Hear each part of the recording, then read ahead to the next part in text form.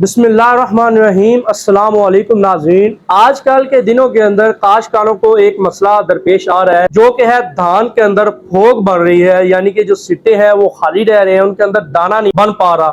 بہت سے کاشتکار بھائی اس وجہ سے پریشان ہو چکے ہیں کہ ہمیں یہ جو بیج ہیں یہ 2 نمبر ملے ہیں، جس کی وجہ سے ہماری جو پھوک بن رہی ہے ہمیں پیداوار نہیں آ رہی، اس کی کیا وجہ ہے؟ اس حوالے سے ویڈیو کے اندر ہم لوگ بات کرنے والے ہیں۔ دیکھیں ناظرین، نہ تو یہ آپ کو بیج 2 نمبر ملا ہے، نہ ہی آپ نے کسی غلط طریقے سے لگایا ہے، اور آپ نے خوراک وغیرہ بھی اچھی ڈالی ہوگی، سارا کام کیا ہوگا۔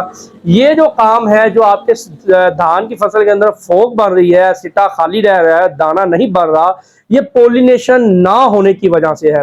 اب اس کے اندر پولینیشن کس طریقے سے نہیں ہوئی؟ ناظرین، جب درجہ حرارت 38 ڈگری سے تجاوز کر جاتا ہے، زیادہ ہو جاتا ہے، تو جو پولینیشن کا عمل ہے وہ رک جاتا ہے، پولینیشن صحیح طریقے سے نہیں ہو پاتی۔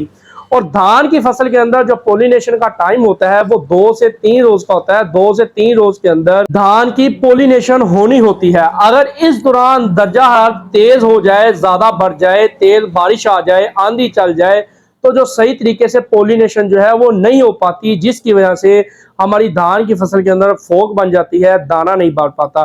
سیم یہی کام سبزیات میں بھی ہوتا ہے، اور بعض اوقات یہی کام بڑے وسیع پیمانے پر مکئی کے اندر بھی دیکھنے کو ملتا ہے کہ لوگوں نے اتنے مہنگے بیج کاشت کیے ہوتے ہیں، ان کی پولینیشن نہ ہونے کی وجہ سے، کسی بھی وجہ سے پولینیشن نہیں ہو پاتی، جس کی وجہ سے وہ گلی کے اندر دانہ نہیں بنتا اور ہماری فصل جو ہے وہ ضائع ہو جاتی ہے۔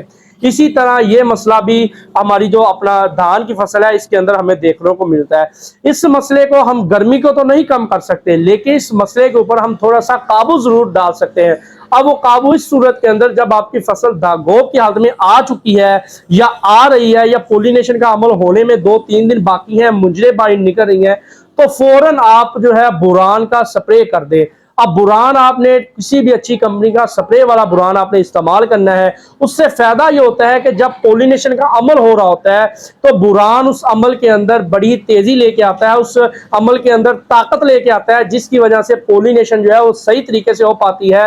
اگر گرمی زیادہ ہو تب بھی تو ہماری پیداوار کے اندر کمی نہیں آتی، ہمارے سٹے جو ہے وہ خالی نہیں رہتے، پھوک نہیں بنتی، دانہ جو ہے وہ بنتا ہے، اس کے اندر ہمیں پیداوار اچھی دیکھنے کو ملتی ہے۔